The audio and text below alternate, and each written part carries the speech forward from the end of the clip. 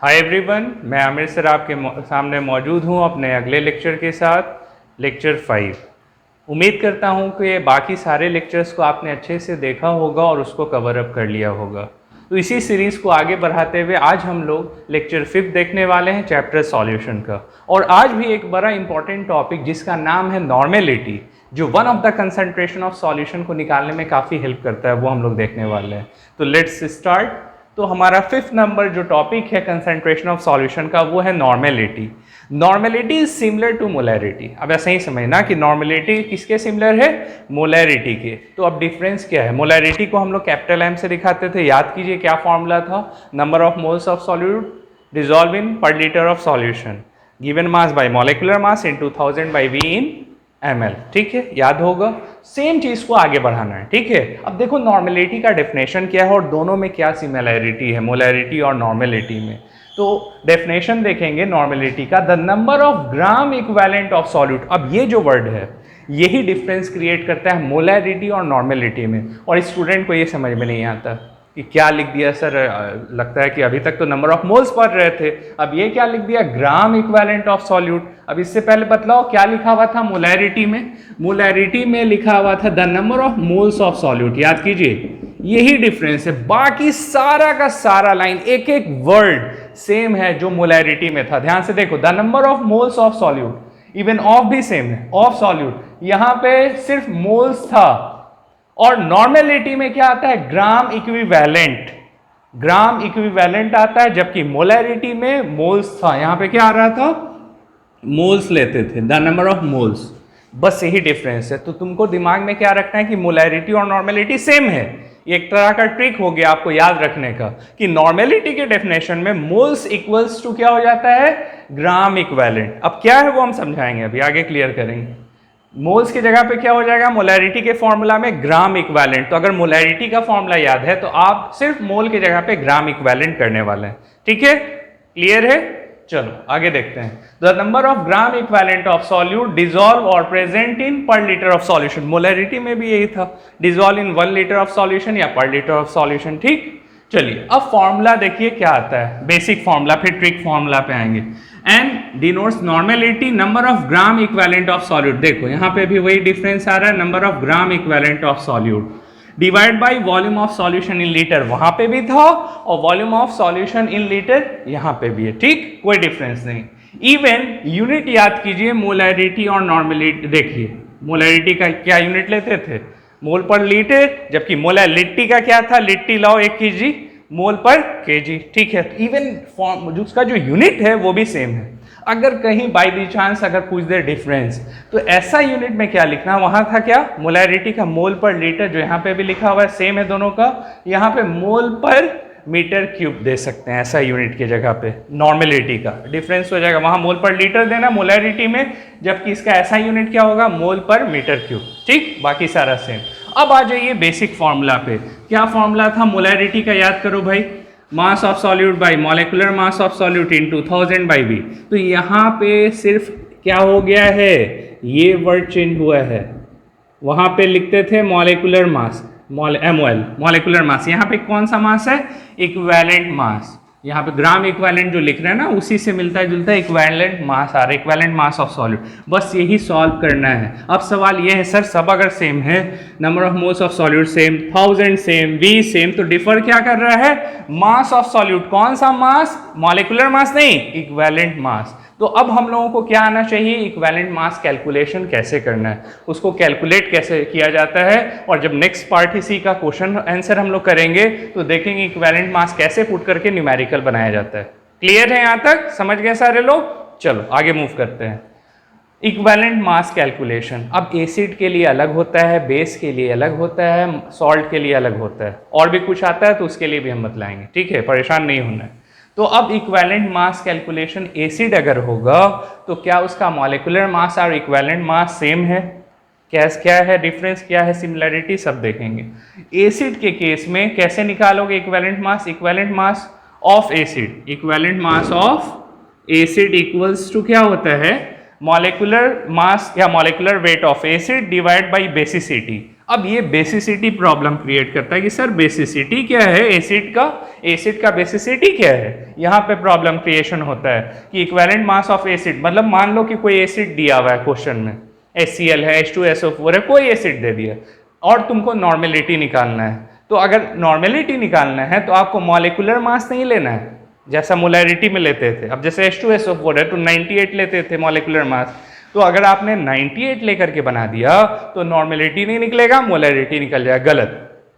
ठीक है, तो हमको मॉलिक्यूलर मास नहीं लेना है, हमको इक्विवेलेंट मास लेना है। तो उसी का तरीका देख रहे हैं कि अगर एसिड है तो उसका इक्विवेलेंट मास क्या होता है, कैसे निकलता है। ठीक, तो यहाँ पे कहता है कि इक्विवेलेंट मास ऑफ एसिड निकालने के लिए क्या करना है, मॉलिक्यूलर मास ऑफ एसिड ले लोगे। अब जैसे H2SO4 है तो 98 ले लेंगे ऊपर में, डिवाइड बाय बेसिसिटी। अब सवाल है कि सर बेसिसिटी क्या है, बेसिसिटी समझाइए, तब ना मॉलिक्यूलर मास को उसके बेसिसिटी से डिवाइड करेंगे तो इक्विवेलेंट मास निकल जाएगा उस एसिड का, जिसका यूज तुम यहाँ पे करोगे। ठीक है, क्लियर है। चलिए, तो अब एसिड में देखिए एक टर्म बेसिसिटी जो आ रहा है उसको हमने डिफाइन किया है, the number of H plus ion. क्या लिखता है, the number of H plus ion produced, number of H plus ion produce किसके द्वारा, बाय एन एसिड।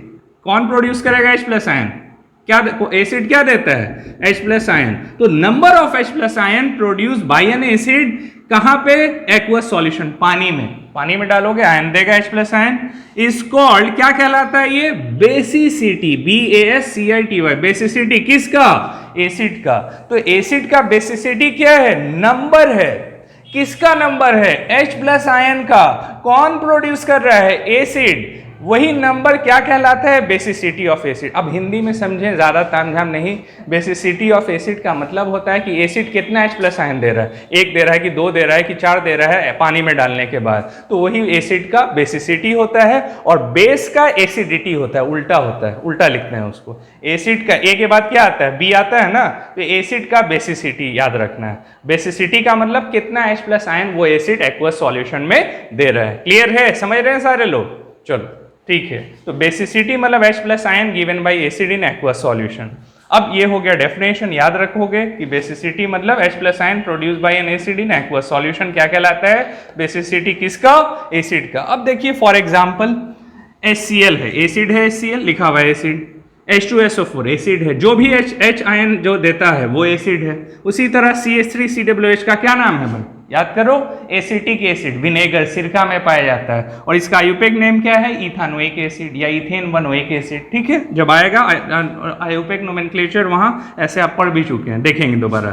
तो HCl का बेसिसिटी क्या कह रहा है, 1। अब कैसे बदलाएं कि HCl का बेसिसिटी 1 है। अब देखो HCl में कितना H प्लस आयन देगा, आप खुद देखिए, कॉमन सेंस लगाइए, कितना H प्लस आयन देगा, तो H प्लस और एक Cl माइनस, यही देता है ना HCl को। अगर पानी में डालेंगे, एक ही H है तो कितना H प्लस आयन दिया, 1 दिया, तो यही HCl का क्या हो जाएगा, बेसिसिटी हो जाएगा। अब देखो इसी चीज के लिए इक्विवेलेंट मास निकाल के हम दिखाया HCl का, ध्यान से देखना, 1 नंबर में क्या निकालना है, इक्विवेलेंट मास ऑफ HCl। ठीक है, तो ऊपर में क्या चाहिए, molecular mass of HCl divide by basicity of HCl। तो अभी देखो बेसिसिटी ऑफ HCl कितना है, 1। क्यों, क्योंकि वो एक ही H प्लस आयन देता है एक्वस सॉल्यूशन में, तो इसलिए इसका बेसिसिटी 1 होगा। अब मॉलिक्यूलर वेट या मॉलिक्यूलर मास निकालोगे, HCl का H का 1 और Cl का 35.5, कितना हो जाएगा, 36.5 divide by basicity of HCl क्या आ रहा है, 1 ही आता है, तो क्या आएगा 36.5। मतलब पता क्या चला कि मॉलिक्यूलर वेट HCl का और इक्विवेलेंट वेट HCl का दोनों ही क्या होगा, सेम, क्योंकि डिवाइड बाय 1 तो वही नंबर आ जाता है ना, तो इसीलिए इसका मॉलिक्यूलर वेट और इक्विवेलेंट वेट दोनों ही क्या होगा, HCl का सेम होगा, क्योंकि 1 ही इसका बेसिसिटी और 1 से डिवाइड करने का मतलब सेम वैल्यू आ जाता है। क्लियर है। चलो अब देखते हैं सेकेंड एग्जाम्पल। सेकेंड में क्या है, H2SO4। अब H2SO4 H2 नाम ही से क्लियर रख रहा है, तो कितना H प्लस देगा, 2H प्लस देगा। ठीक है, और SO4 2 माइनस देगा, कितना H प्लस आयन दे रहा है, 2 दे रहा है, 2। तो अब इसका बेसिसिटी क्या हो जाएगा, बतलाओ, 2 हो जाएगा H2SO4 का। अब देखिए सेकेंड वाला एग्जांपल यहाँ समझाने के लिए हमने दिया है कि इक्विवेलेंट वेट या equivalent mass of H2SO4 equals to molecular mass divide by basicity of H2SO4। अब बेसिसिटी ऑफ H2SO4 क्या है, 2। क्यों, क्योंकि ये 2H प्लस आयन दे रहा है एक्वस सॉल्यूशन में, तो अब मॉलिक्यूलर मास H2SO4 का डिवाइड बाय बेसिसिटी कितना लेंगे, 2। अब मॉलिक्यूलर मास जानते हो सब लोग निकालना है, H2SO4 का पहले भी निकाले हम लोग, 98 आता है, 98 डिवाइड बाई 2 क्या आएगा 49 आ जाएगा। तो यही इसका क्या हो गया इक्विवेलेंट वेट ऑफ H2SO4। तो मॉलिक्यूलर वेट H2SO4 का कितना लेते हैं 98 और इक्विवेलेंट वेट H2SO4 का कितना आया 49, बस यही डिफरेंस है। और जब क्वेश्चन बनाएंगे आप H2SO4 का क्वेश्चन बना रहे हैं, नॉर्मेलिटी निकालना है, तो यहाँ पे क्या लोगे इक्विवेलेंट वेट लोगे कि मॉलिक्यूलर वेट लोगे H2SO4 का, बतलाओ क्या लेंगे हम लोग। वहां पे हम लोग 98 लेंगे या 49 लेंगे। तो जब नॉर्मेलिटी निकालेंगे तो हम 98 नहीं लेंगे, मॉलिक्यूलर वेट नहीं लेंगे, क्या लेंगे उसका इक्विवेलेंट वेट, मतलब 49। यहाँ पे आपको 49 लेना है। 49 क्यों ले रहे हैं, क्योंकि molecular weight divide by basicity H2SO4 का 2 होता है, 49 इसका इक्विवेलेंट वेट आएगा, यही फॉर्मूला है। तो अब यहाँ तक अच्छे से इसको नोट कर लीजिए। उसी तरह से CH3COOH है, इसमें एक ही, अब इसको मत देख लेना कि CH3COOH है तो सर 4 होगा ना, नहीं 4 नहीं होगा। अब ये देखो टूटता कहाँ से, यहाँ से ना टूटेगा, H प्लस देगा और CH3COO क्या हो जाता है माइनस, मतलब कितना H प्लस मिल रहा है, एक ही मिल रहा है ना, ये इस तरह से है, CH3COO माइनस हो जाएगा और H पे क्या आता है प्लस, तो कितना H प्लस मिल रहा है एक, तो इसीलिए एसिटिक एसिड का भी बेसिसिटी क्या होगा 1 ही होता है। तो ये चीज़ बहुत ध्यान देने का, और भी एग्जाम्पल देंगे, अब इसके बाद क्वेश्चन भी बनाएंगे हम लोग, ठीक है, यहाँ तक स्क्रीनशॉट ले लीजिए। अब एक ऐसा एसिड देखने वाले हैं हम लोग जिसका इक्विवेलेंट वेट निकालने का तरीका बहुत ज़रूरी है जानना, और ये एग्ज़ाम में खास करके बिहार बोर्ड वाले CBSE वाले अच्छे से समझ लें, ये एग्ज़ाम में आपको आता ही है, पूछा ही जाता है, ना सिर्फ आपके बोर्ड एग्ज़ाम में, इवन कॉम्पिटिटिव एग्ज़ाम में, नीट में, JEE में इस तरह का क्वेश्चन होता है MCQ में। अब आपसे पूछा जाता है कि बतलाओ भाई इक्विवेलेंट वेट फॉस्फोरस एसिड का, फॉस्फोरिक एसिड का, मेटाफॉस्फोरिक एसिड का क्या होगा। वहाँ पे आप कंफ्यूज कर जाते हैं और आप देखने लगते हैं नंबर, अच्छा सर ने बतलाया था ना कि 3H है तो इसका बेसिसिटी 3 होगा, 3H है इसका बेसिसिटी 3 होगा, 3H है इसका बेसिसिटी 3 होगा। नहीं, ये है आपका फॉस्फोरिक एसिड, ये है आपका फॉस्फोरस एसिड, ये है मेटाफॉस्फोरस एसिड, ठीक है। अब इन तीनों में इक्विवेलेंट वेट निकालना है, तीनों एसिड है। अब यहाँ पे कंफ्यूजन होता है कि क्या होगा सर, किसका क्या होगा, कैसे याद रखे, कोई ट्रिक है जिससे फट से याद हो जाए इसका बेसिसिटी। तो पहले ट्रिक से हम दिखा रहे हैं, ट्रिक देख लोगे, फिर स्ट्रक्चर वाइज कैसे वो हो रहा है वो हम बतलाएंगे। तो अब देखें हम लोग इक्विवेलेंट वेट निकालने जा रहे हैं किसका, फॉस्फोरिक एसिड का। अब देखो कैसे याद रखना है सारे लोग बहुत ध्यान से, यहाँ पे कितना ऑक्सीजन है 4 तो जितना ऑक्सीजन होगा उससे एक कम उसका बेसिसिटी होता है, यही याद रखना। फॉस्फोरिक एसिड में, सब में नहीं, फॉस्फोरस वाला, जितना फॉस्फोरस वाला एसिड है इसमें ये चीज होगा, जितना ऑक्सीजन उससे एक कम उसका बेसिसिटी है। मतलब 4 ऑक्सीजन है तो बेसिसिटी क्या होना चाहिए 3, 4 तो होगा नहीं। सेम वे फॉस्फोरस एसिड है H3PO3, इसका बेसिसिटी क्या होना चाहिए 3, नहीं 3 नहीं होगा, कितना होगा एक कम कर देंगे, क्या हो जाएगा 2 होगा बेसिसिटी। उसी तरह इसका H3PO2 का कितना ऑक्सीजन है 2, तो इसका बेसिसिटी क्या होगा 1। तो इसको कहते हैं मोनोबेसिक एसिड। एक अगर बेसिसिटी आ रहा है, पीछे भी नहीं हम मतलब, जिसका बेसिसिटी 1 आता है तो उसको कैसा एसिड कहते हैं, मोनोबेसिक एसिड भी कहा जाता है। तो अब याद रखना है बेसिसिटी 1 आ रहा है, बोल आपसे पूछा जाए 3-4 एग्जाम्पल दे दिया जाए MCQ में और पूछे बतलाओ भाई इसमें मोनोबेसिक एसिड कौन है, अब तुम बोले सर ये तो पढ़ाया नहीं था, अब तो बतलाए थे बेसिसिटी के बारे में, ये क्या दे दिया। तो इसको भी अच्छे से जानना है कि बेसिसिटी 1 जिसका है उसी को मोनोबेसिक एसिड भी कहा जाता है। तो अब 2 oxygen 1, 3 oxygen 2 basicity, 4 oxygen 3 basicity होगा। तो अब इसको बोलो क्या बोलेंगे, डायाबेसिक एसिड है ना, डायाबेसिक एसिड हो जाएगा, डायाबेसिक एसिड। अब जैसे H2SO4 भी डायाबेसिक एसिड क्योंकि वहां पे 2 H प्लस मिलता था, है ना। और H3PO4 क्या हो जाएगा, ट्रायाबेसिक एसिड, 3 वाला ट्रायाबेसिक एसिड। तो अब ये भी याद रखना है अच्छे से कि मोनोबेसिक एसिड कौन है, डायाबेसिक एसिड किसको कहते हैं और ट्रायाबेसिक एसिड किसको कहते हैं। तो ट्रिक से समझ गए कि फट से देखेंगे जितना ऑक्सीजन उससे एक कम उसका बेसिसिटी करेंगे। अब फॉस्फोरस एसिड का 3 है ऑक्सीजन तो बेसिसिटी 2 होगा, इसका 2 है बेसिसिटी क्या होगा 1 होगा। तो अब क्लियर हो गया, समझ में आ गया कि ट्रिक से फट से तुरंत बना लेना है, वहाँ ज़्यादा दिमाग नहीं लगाना है क्योंकि टाइम कम होता है। तो इस तरह से इक्विवेलेंट वेट हम लोग निकाल सकते हैं फॉस्फोरस के एसिड्स का। लेकिन अब कोई सवाल कर, नहीं सर क्या ये तो बड़ा ट्रिक से बतला दिया, बतलाइए थोड़ा अच्छे से एक्सप्लेन करके। देखो भाई अब आ जाओ एक्सप्लेनेशन में। तो हमने ये किसका स्ट्रक्चर बनाया है, H3PO4 का, फॉस्फोरिक एसिड का। तो अब इसमें ये कहा जाता है कि देखो भाई POH बॉन्ड कितना है, P POH, POH बॉन्ड कितना है, ये वाला PO और H बॉन्ड कितना है, तो हम कितना लिखे हैं यहाँ देखो 2 लिखे हैं, ठीक है, POH बॉन्ड 2 लिख दिए हैं, लेकिन फॉस्फोरिक एसिड के केस में 2 नहीं होगा 3 होगा। देखो कैसे, ऊपर भी तो एक है, एक हो गया POH बॉन्ड ऊपर, एक POH बॉन्ड राइट साइड, एक हो गया लेफ्ट साइड, इस तरह से लेफ्ट साइड राइट साइड, मतलब 3 POH बॉन्ड दिख रहे हैं किसमें, आपके फॉस्फोरिक एसिड में। तो जितना POH बॉन्ड होता है उतना ही वही उसका बेसिसिटी डिसाइड करता है फॉस्फोरिक एसिड के केस में। अब बोलो सर ये भी नहीं समझ में आ रहा, और अच्छे से बतलाइए, तो हम बतलाएंगे। बताओ कौन ज़्यादा इलेक्ट्रोनिगेटिव है, कौन जो है इलेक्ट्रॉन खींच सकता है, हाइड्रोजन की ऑक्सीजन? आपका जवाब होगा ऑक्सीजन। पढ़ चुके हैं कि ऑक्सीजन की इलेक्ट्रोनिगेटिविटी कितना होती है 3.5 और हाइड्रोजन की 2.1। अब बतलाओ इलेक्ट्रोनिगेटिविटी भी कुछ लोगों को नहीं पता होगा। इलेक्ट्रोनिगेटिविटी कहने का मतलब हो गया the tendency to attract bonded pair of electron slightly toward itself by one of the more electronegative atom. अब हिंदी में समझाएं तो देखो कौन किसका इलेक्ट्रोनिगेटिविटी ज़्यादा है, तो अब 2 इलेक्ट्रॉन होगा ना भाई, एक ऑक्सीजन का एक हाइड्रोजन का, तो ये ऑक्सीजन जो है बदमाश है, इसको खींचने का आदत, लेने का आदत, दूसरे का लालची है। ये क्या करेगा कि बॉन्डेड पेयर, इसको कह रहे हैं bonded pair of electron, bond pair है ना, पेयर का मतलब 2 इलेक्ट्रॉन से मिलकर के बना, तो ये स्लाइटली हाइड्रोजन के इलेक्ट्रॉन को अपने तरफ खींचने की कोशिश करता है। तो वैसे केस में खींच नहीं रहा है, खींचने की कोशिश कर रहा है, तो निगेटिव थॉट आया, गलत थिंकिंग आया, तो इस पर क्या आ जाता है डेल्टा माइनस, निगेटिव आ जाता है, और जिससे छीन रहा है उस पर क्या आता है डेल्टा प्लस, इस तरह से। ठीक है, समझाने के लिए बोल रहे हैं, ये टॉपिक नहीं है हम लोग। तो इस तरह से इलेक्ट्रोनिगेटिविटी डेवलप करता है, इस पे नेगेटिव आया, इस पे प्लस आया, इसका इलेक्ट्रॉन छिना रहा है, क्योंकि इसकी इलेक्ट्रोनिगेटिविटी टेंडेंसी अट्रैक्ट करने का बॉन्डेड पेयर ऑफ इलेक्ट्रॉन को अपने तरफ, ऑक्सीजन की टेंडेंसी ज़्यादा है, तो इसीलिए इलेक्ट्रॉन उधर खींचते हुए दिखा रहा है एरो से, है ना। तो यही वजह है कि इस पर माइनस आएगा, और वैसे केस में ये वाला जो तुम्हारा हाइड्रोजन है, ये हाइड्रोजन क्या होगा, आसानी से रिमूव हो जाएगा, यहाँ से रिमूव हो जाएगा, किस फॉर्म में, H+ के फॉर्म में हट जाएगा वो। सेम वे इस हाइड्रोजन के साथ भी होगा, ठीक है, सेम वे इस हाइड्रोजन के साथ भी होगा, है ना। तो यही वजह है कि ऑक्सीजन के बगल में जो हाइड्रोजन होता है वो आसानी से H+ के फॉर्म में रिलीज हो जाता है, क्योंकि वो उसका इलेक्ट्रॉन खींचने लगता है हाइड्रोजन का जो इलेक्ट्रॉन था बॉन्ड पेयर में।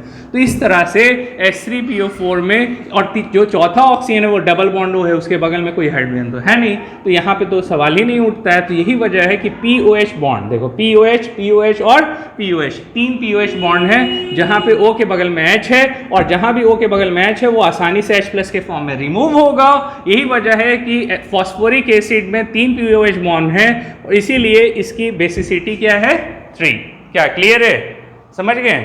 सेम कहानी यहाँ पे आपका फॉस्फोरस एसिड में भी होता है। अब देख लो, अब कोई बोले नहीं सर ये भी बतलाइए कैसे हुआ, तो यहाँ पे हम छोटा सा बना रहे हैं, यहाँ पे देखो क्या है, double bond O, single bond OH इस तरह से होता है, फिर सिंगल बॉन्ड OH इस तरह से होता है, ठीक है, ये हो गया इस तरह से। और क्योंकि इसमें देख रहे हैं कितना ऑक्सीजन है, 3 ही है, 1 2 3 ले लिया। हाइड्रोजन कितना है, 1 2 और एक कहीं ऐसे इस तरह से लगा दिया, ठीक। ये फॉस्फोरस एसिड हम लोग दे रहे हैं, H3PO3 देख रहे हैं, ठीक। अब यहाँ मतलब POH बॉन्ड कितना है, POH बॉन्ड एक ये, दूसरा POH बॉन्ड कहाँ है, एक ये, 2 ही है ना। अब O के बगल में H, ये रिमूव होगा H+ के फॉर्म में, और ये रिमूव होगा। क्या ये रिमूव होगा जो P से डायरेक्ट अटैच है, नहीं, वो नहीं रिमूव होगा।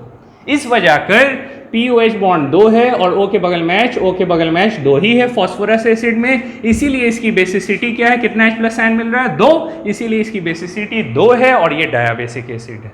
क्या क्लियर है, समझ रहे हैं सारे लोग। चलो, कोई प्रॉब्लम होगा कमेंट करना हमको कि सर नहीं समझ में आया, दोबारा से नेक्स्ट लेक्चर में समझाइएगा। सेम वे H3PO2 में भी बनाओगे ना, तो इस तरह से एक ही POH बॉन्ड आएगा, इसी वजह से इसकी बेसिसिटी क्या है 1। अब उम्मीद करते हैं कि अच्छे से क्लियर हो गया होगा फॉस्फोरिक एसिड का सारा केस।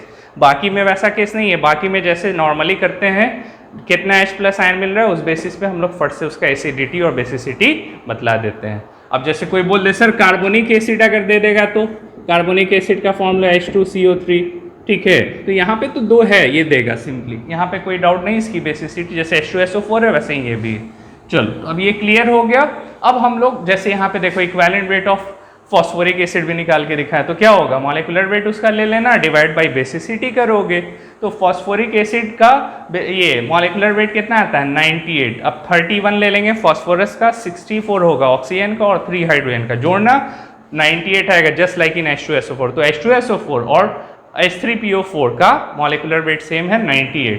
अब बेसिसिटी कितना लिया है इसका देख लो, 3 से डिवाइड करोगे कितना आएगा 32.6 ग्राम इक्विवेलेंट वेट हो जाएगा किसका, फॉस्फोरिक एसिड का। तो अब नेक्स्ट क्वेश्चन जब बनाएंगे तो देखेंगे कैसे इसका यूज कर रहे हैं हम लोग, ठीक है।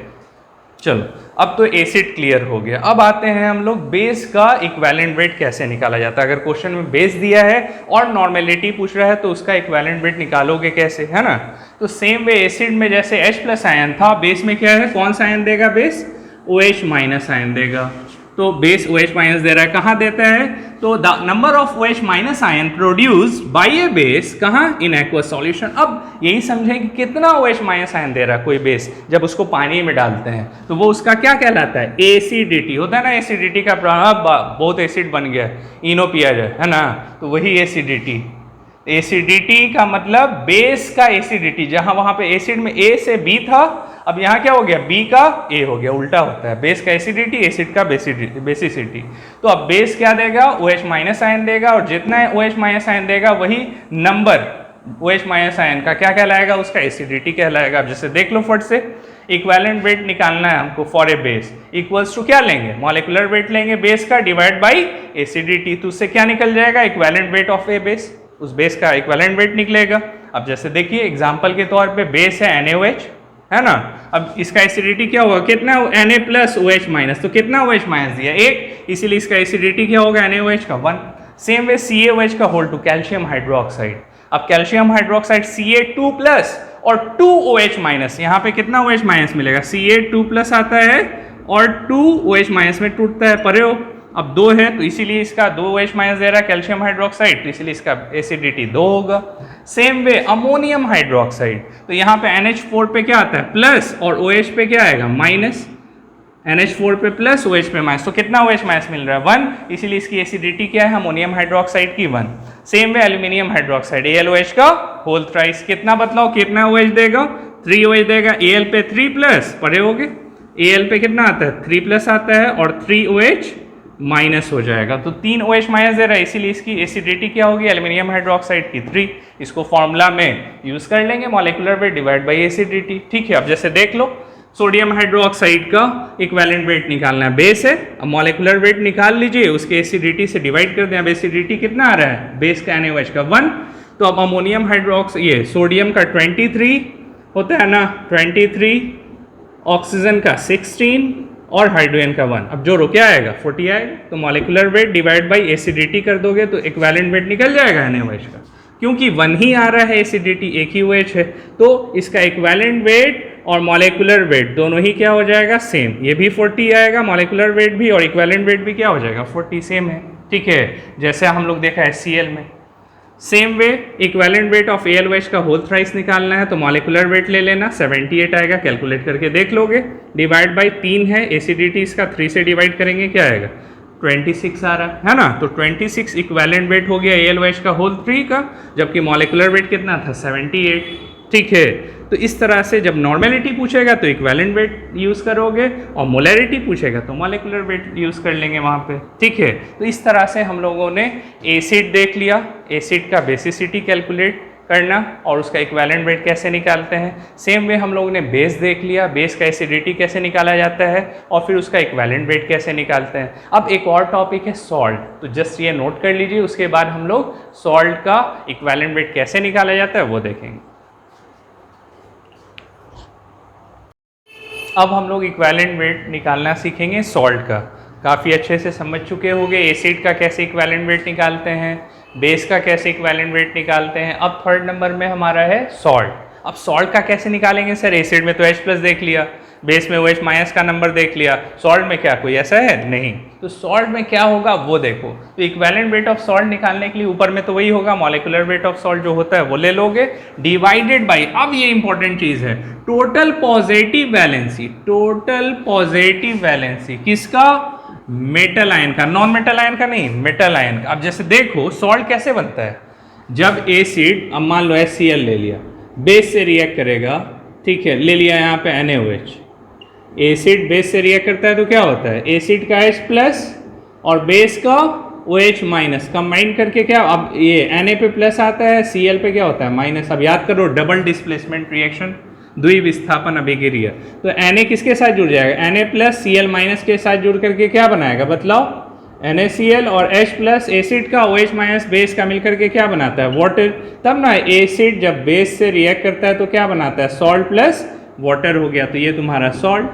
अब सॉल्ट में दो पार्ट होता है, एक मेटल पार्ट होगा, दूसरा नॉन मेटेलिक पार्ट होता है। अब जैसे देखो NaCl में कौन मेटेलिक पार्ट है, तो सोडियम मेटल है, सब लोग जानते हैं सोडियम क्या है, मेटल है, और क्लोरीन क्या है, नॉन मेटल है। तो सॉल्ट जो बनता है वो मेटल और नॉन मेटल के मिलने से बनता है, ठीक है, जब एसिड बेस से रिएक्ट करता है। तो यहाँ पे आप देख लीजिए, तो अब वही बोल रहा है पॉजिटिव वैलेंसी। वैलेंसी जानते हो सारे मेटल का क्या वैलेंसी होता है, सोडियम का 1, मैग्नीशियम का 2, एल्यूमिनियम का 3। वैलेंसी हम लोग जानते हैं कैसे निकाला जाता है। तो वही बोल रहा है टोटल पॉजिटिव वैलेंसी किसका, मेटल आयन का, नॉन मेटल का नहीं। तो अब समझ गया मेटल कौन है, सोडियम है। तो अब सोडियम पे कितना प्लस आता है बतलाओ, सोडियम पे कितना प्लस आता है, एक ही प्लस आता है। तो एक ही वैलेंसी है सोडियम की, 281 लिखते हैं ना, एटॉमिक नंबर 11, इलेक्ट्रॉनिक कन्फिग्रेशन 281। तो 1 क्या है इसका, वैलेंस इलेक्ट्रॉन भी 1 है और वैलेंसी भी सोडियम का 1 है। तो वैलेंसी से डिवाइड कर देना है, सॉल्ट का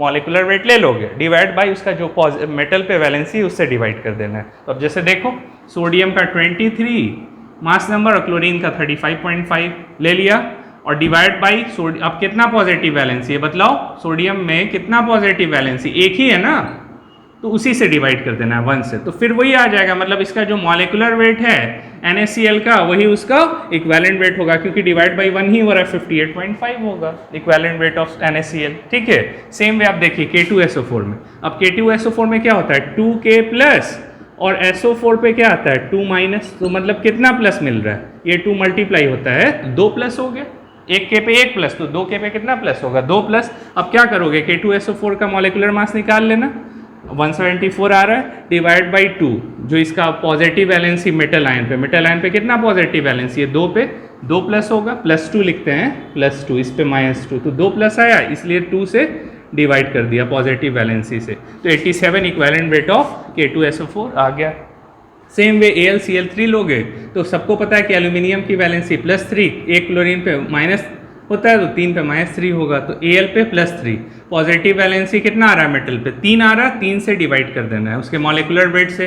तो मॉलिक्यूलर वेट AlCl3 का आ रहा है 133.5 डिवाइड बाई 3 44.3, इसका क्या हो जाएगा AlCl3 का इक्विवेलेंट वेट, ठीक है। इस तरह से सॉल्ट का भी हम लोग इक्विवेलेंट वेट निकाल लेते हैं। तो उम्मीद करते हैं यहाँ तक समझ गए होंगे।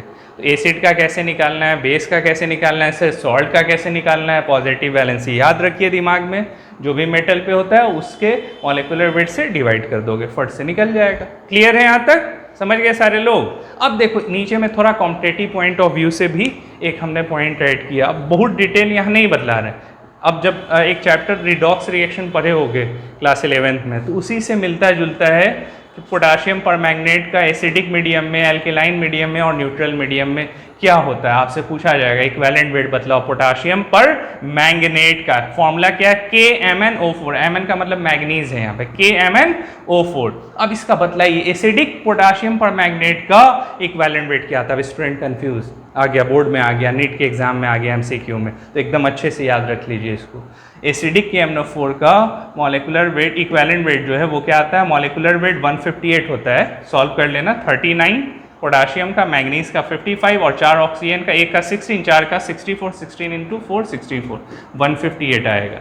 तो जो भी मॉलिक्यूलर वेट है 158 है, एसिडिक होगा KMnO4 तो 5 से डिवाइड करना है। अब कैसे आप बहुत दिमाग नहीं लगाएंगे, अब बस एक ट्रिक है जिससे याद रखो, एसिड होगा तो 5 से डिवाइड करेंगे इक्विवेलेंट वेट पोटाशियम परमैंगनेट का।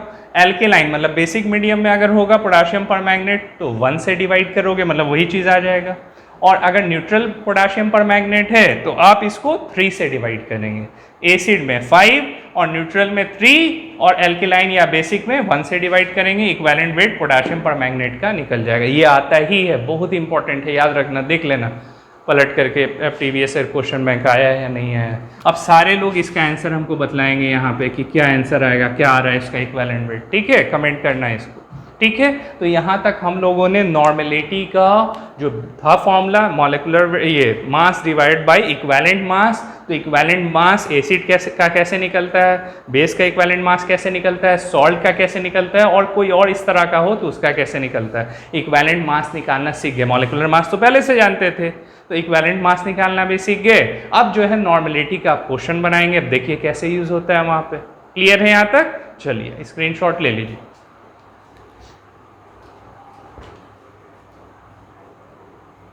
अब हम लोग नॉर्मेलिटी पे क्वेश्चंस देखेंगे, निकालना तो सीख गए किस तरह से जो है इक्विवेलेंट वेट या इक्विवेलेंट मास निकालते हैं। अब इस पे क्वेश्चन देखते हैं कि क्वेश्चन कैसे बनता है। तो फर्स्ट क्वेश्चन है कैलकुलेट द नॉर्मेलिटी। अब जैसे ही वर्ड नॉर्मेलिटी आता है क्वेश्चन में, फर्स्ट से दिमाग में आ जाना चाहिए नॉर्मेलिटी का फॉर्मूला। क्या है भाई formula? n equals to molecular mass of solute divide by equivalent mass of solute into 1000 by volume of solution in ml। First से दिमाग में आ जाना चाहिए छोटा m divide by equivalent mass solute का into 1000 by volume of solution in ml, जैसा molarity में करते थे। बस मॉलिक्यूलर मास की जगह पे क्या हो गया है? Equivalent mass. बस ये ध्यान रखना है, और इक्विवेलेंट मास निकालना आप सीख गए, हम जानते हैं बात, ठीक है। तो कैलकुलेट द क्या निकालना है भाई? नॉर्मेलिटी निकालना है। तो नॉर्मेलिटी का फॉर्मूला लिख दिया, मास of solute by equivalent mass of solute into 1000 by volume of solution in ml लिख दिया। अब किसका निकालना है? तो 5 ग्राम। अब देखो किसका दिया, कौन सा कंपाउंड है? 5 ग्राम ऑफ H2SO4। तो H2SO4 क्या है? एसिड है। तो अब एसिड का क्या निकालते हैं आप? बेसिसिटी, ठीक है। तो अब फट से इक्विवेलेंट वेट निकाल लो। Equivalent weight equals to molecular weight of H2SO4। Acid है तो उसका बेसिसिटी लेंगे। अभी मॉलिक्यूलर वेट हम लोग निकालना जानते हैं, H2SO4 का कितना आता है? 98 डिवाइड बाई बेसिसिटी कितना H प्लस आयन देगा एसिड? 2 से डिवाइड कितना आएगा? 49। अब तुम क्या करने वाले हो? 5 ग्राम, ग्राम मतलब छोटा वाला है, मास दिया हुआ है, कितना ले लेंगे? 5 ग्राम ले लिया। इक्विवेलेंट वेट, इक्विवेलेंट मास कितना लेंगे? H2SO4 का 49 ले लिया। 1000 वॉल्यूम ऑफ सॉल्यूशन कितना दिया हुआ है क्वेश्चन में? देखो 500 ml ऑफ एक्वस सॉल्यूशन, मतलब वॉल्यूम दे दिया 500 है, ml में है तो 1000 ऊपर लेना है। अब सॉल्व करना, 0.20 मोल पर लीटर, ये आंसर आ जाएगा।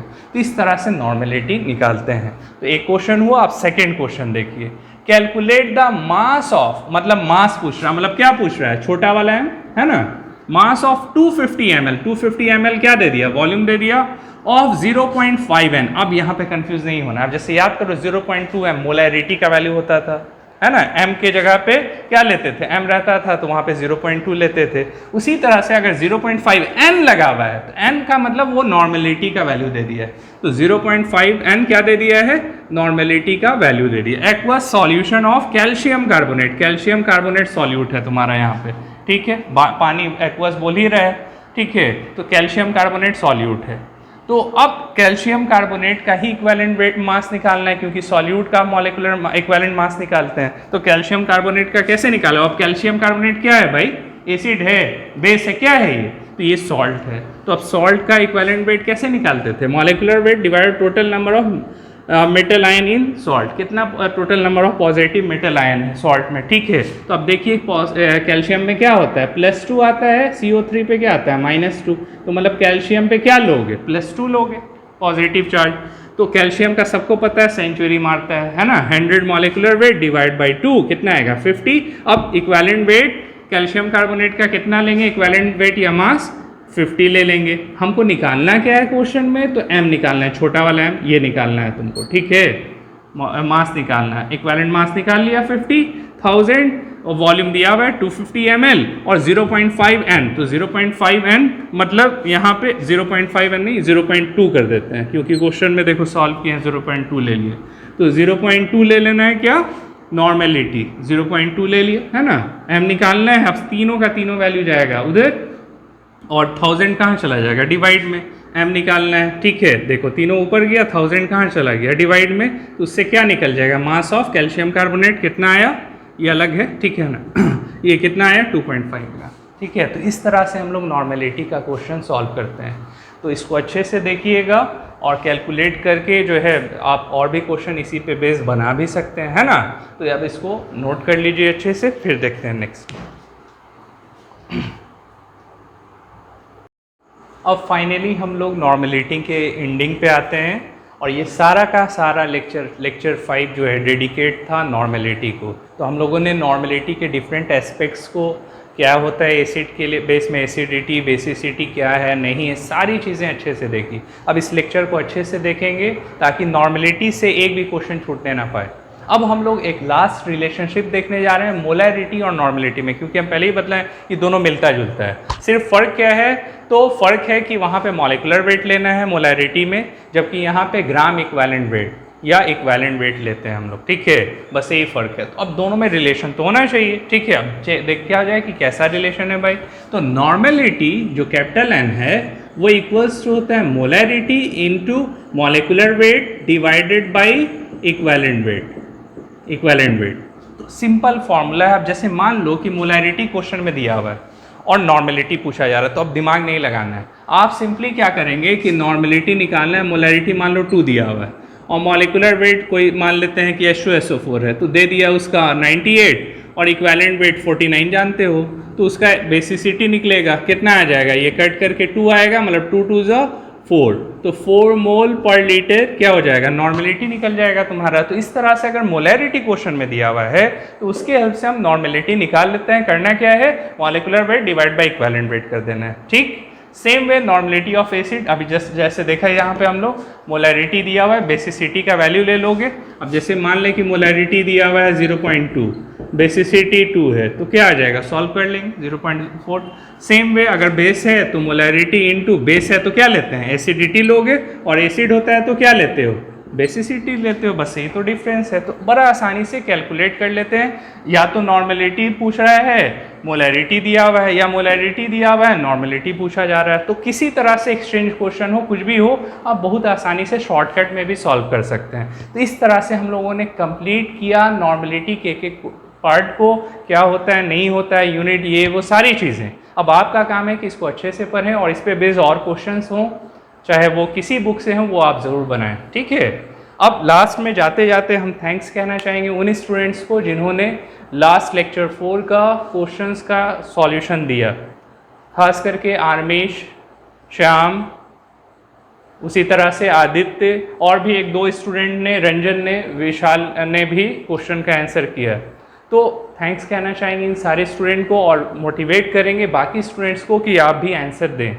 प्रॉब्लम हुआ था, आरमेश ने एक प्रॉब्लम जो है हम लोगों के सामने रखा था कमेंट में कि सर एक क्वेश्चन था CCl4 वाला, तो जिसमें हम लोगों ने सॉल्यूट लेना था, उसकी जगह सॉल्वेंट का मॉलिक्यूलर मास ले लिया था, वो एक प्रॉब्लम हुआ था। तो सारे लोग उसमें कैलकुलेशन में देखना ध्यान से, जहाँ CCl4 का मॉलिक्यूलर मास लिया है वहाँ आप सॉल्यूट का मॉलिक्यूलर मास लेंगे, वो सॉल्वेंट था CCl4, ठीक है। तो चलिए, थैंक यू टू एवरीवन। इसी लेक्चर को देखें, शेयर करें, कमेंट करें जहाँ से जहाँ तक हो, और जो क्वेश्चंस दिए हैं उसका आंसर ज़रूर दें। Thank you.